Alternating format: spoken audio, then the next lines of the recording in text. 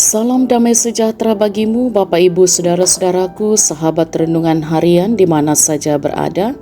Berjumpa kembali dalam renungan harian di hari Jumat tanggal 17 Februari 2023. Marilah kita berdoa. Betapa kami berbahagia ya Tuhan, Engkau masih mengaruniakan ruang dan waktu bagi kami untuk boleh terus menghayati kasih setia Tuhan yang tiada pernah berkesudahan. Dan kami bersyukur kami boleh bersama-sama sejenak untuk juga membaca dan merenungkan firman Tuhan yang akan terus menuntun kami untuk tetap setia menjalani kehidupan ini seturut dengan kehendak Tuhan. Terangilah hati dan pikiran kami, sehingga firman-Mu sungguh-sungguh kami pahami dengan benar. Ampuni dosa kami Tuhan, sempurnakan doa kami. Dalam nama Tuhan Yesus kami berdoa. Amin. Bacaan Alkitab dari kitab Injil Matius pasal 19 ayat 1 sampai ayat 12. Perceraian. Setelah Yesus selesai dengan pengajarannya itu, berangkatlah ia dari Galilea dan tiba di daerah Yudea yang di seberang sungai Yordan. Orang banyak berbondong-bondong mengikuti dia, dan ia pun menyembuhkan mereka di sana. Maka datanglah orang-orang Farisi kepadanya untuk mencobai dia. Mereka bertanya, apakah diperbolehkan orang menceraikan istrinya dengan alasan apa saja? Jawab Yesus, tidakkah kamu baca bahwa Ia yang menciptakan manusia sejak semula menjadikan mereka laki-laki dan perempuan, dan firman-Nya, sebab itu laki-laki akan meninggalkan ayah dan ibunya dan bersatu dengan istrinya, sehingga keduanya itu menjadi satu daging. Demikianlah mereka bukan lagi dua, melainkan satu. Karena itu, apa yang telah dipersatukan Allah tidak boleh diceraikan manusia. Kata mereka kepadanya, jika demikian, apakah sebabnya Musa memerintahkan untuk memberikan surat cerai jika orang menceraikan istrinya? Kata Yesus kepada mereka, karena ketegaran hatimu Musa mengizinkan kamu menceraikan istrimu. Tetapi sejak semula tidaklah demikian. Tetapi aku berkata kepadamu, barang siapa menceraikan istrinya, kecuali karena zina, lalu kawin dengan perempuan lain, ia berbuat zina. Murid-murid itu berkata kepadanya, jika demikian halnya hubungan antara suami dan istri, lebih baik jangan kawin. Akan tetapi, ia berkata kepada mereka, tidak semua orang dapat mengerti perkataan itu, hanya mereka yang dikaruniai saja. Ada orang yang tidak dapat kawin karena ia memang lahir demikian dari rahim ibunya. Dan ada orang yang dijadikan demikian oleh orang lain. Dan ada orang yang membuat dirinya demikian karena kemauannya sendiri, oleh karena kerajaan sorga. Siapa yang dapat mengerti, hendaklah ia mengerti. Amin. Tema renungan kita ialah menguduskan perkawinan. Umpamain dan tananan dapok. Sahabat renungan harian yang diberkati oleh Tuhan, menurut suatu survei yang diadakan di Amerika Serikat, 5 di antara 10 pernikahan berakhir dalam perselisihan dan perceraian yang pahit.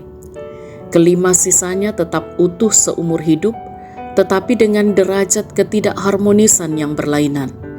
Lama-kelamaan, perceraian menjadi hal lumrah.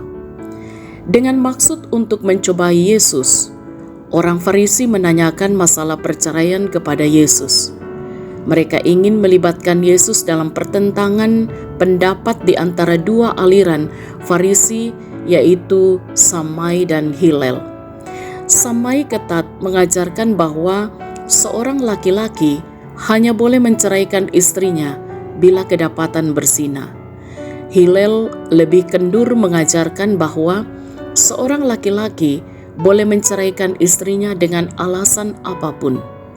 Saudara-saudara, Yesus tidak masuk ke dalam pertentangan mereka, melainkan Ia membawa mereka kembali kepada tujuan semula Allah mendirikan institusi pernikahan, yaitu agar laki-laki dan perempuan menjadi satu kesatuan dari dua pribadi yang berbeda latar belakang, kebiasaan, budaya, sifat, konsep berpikir, dan perilaku. Mereka harus meninggalkan dan menyingkirkan segala hal dan ikatan yang dapat menghambat keharmonisan dan kesatuan mereka. Saudara-saudara, Musa mengizinkan perceraian dalam Ulangan 24 ayat 1 karena ketegaran dan kedegilan hati orang Israel yang suka melawan aturan dan kehendak Tuhan. Sejak awal, Tuhan tidak menghendakinya terjadi perceraian. Maleakhi 2 ayat 16.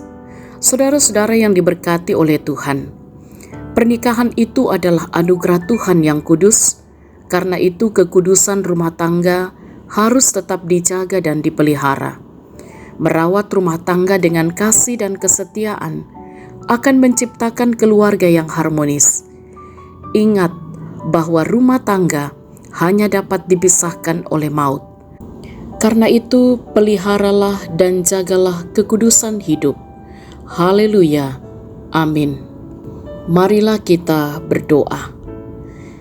Tuhan Allah Bapa kami dalam surga, kami bersyukur dalam menghayati tugas tanggung jawab kami, bahkan peran kami. Firman-Mu kembali memberi peringatan bagi kami dalam kehidupan perkawinan yang Tuhan karuniakan untuk sungguh-sungguh menguduskan perkawinan. Tentu firman-Mu pun terus mengajar kami untuk setia menjaga kekudusan hidup.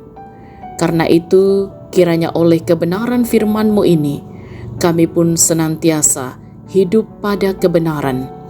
Bapa kami dalam surga, diberkatilah kami semua dalam segala aktivitas kami hari ini. Kiranya semuanya kami lakukan dengan takut akan Tuhan. Apa yang dikerjakan, diusahakan oleh setiap anak-anak Tuhan juga senantiasa mendatangkan sukacita berkat dalam kehidupan ini, diberkati dan menjadi berkat. Anak-anak kiranya senantiasa dijaga, dilindungi oleh Tuhan dalam mereka bertumbuh, dalam pendidikan, dalam masa muda mereka. Kami pun senantiasa berdoa untuk orang tua kami dalam menikmati usia indah karunia Tuhan di usia yang sudah lanjut. Kiranya senantiasa berbahagia di dalam Tuhan dan terus mengandalkan Tuhan, mempercayakan hidup ini hanya kepada Tuhan, bersandar sepenuhnya kepada Tuhan, dan juga tentunya dalam pengharapan kepada Tuhan, mereka bersuka cita di masa tuanya. Bapa kami dalam surga, bagi saudara-saudara kami, sahabat renungan harian, dimanapun berada saat ini, yang juga berada dalam kondisi sakit, kami terus mengimani, tidak ada yang mustahil bagi Tuhan.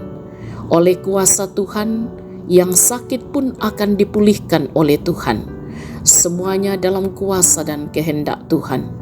Kiranya dengan hikmat pengertian Allah, yang sakit akan juga terus kuat dan teguh dalam iman, menanggung apa yang sedang mereka alami. Pun bagi mereka yang berduka cita, Tuhanlah sumber kekuatan dan penghiburan yang sejati. Dalam berbagai kemelut hidup yang harus dihadapi oleh setiap anak-anak Tuhan, termasuk mereka yang saat ini sedang terdampak dari bencana alam, baik itu gempa maupun banjir. Kami mohon Tuhan, Engkau kuatkan, Engkau topang mereka. Kiranya mereka pun juga tetap mampu menyaksikan kebaikan Tuhan dalam segala hal. Dan kami tetap berdoa, kiranya pemimpin-pemimpin bangsa kami dikaruniakan hikmat untuk juga terus mampu memimpin bangsa ini dengan adil. Dalam kemurahan Tuhan, mereka akan dapat membawa kehidupan bersama, menikmati sejahtera Allah. Bapa kami dalam surga, kepada majelis gereja bersama dengan pengurus OIG, kiranya terus dimampukan dan ditopang untuk menata pelayanan dengan baik bersama dengan pengerja gereja. Diberkatilah saudara-saudara kami yang boleh menikmati pertambahan usia ataupun apa yang boleh dicapai dalam kehidupan ini, kiranya semakin rendah hati untuk terus menyaksikan semua hanya karena anugerah Tuhan dan terus bersyukur dalam segala hal. Kami percaya topangan Tuhan akan menolong kami semua, sahabat renungan harian, untuk tetap setia menjawab panggilan kami, bersekutu bersaksi melayani, di mana Tuhan mengutus kami. Ya Tuhan, jaga lindungilah kami sepanjang hari ini, bahkan sepanjang hidup karunia Tuhan. Ampuni dosa kami, sempurnakan doa kami. Kami berdoa dalam nama Tuhan Yesus, itulah Tuhan dan Juru Selamat kami. Amin. Sahabat renungan harian yang diberkati oleh Tuhan, selamat beraktivitas hari ini. Tetaplah semangat, tetaplah sukacita dalam Tuhan. Jaga kesehatan, salam sehat, Tuhan Yesus berkati.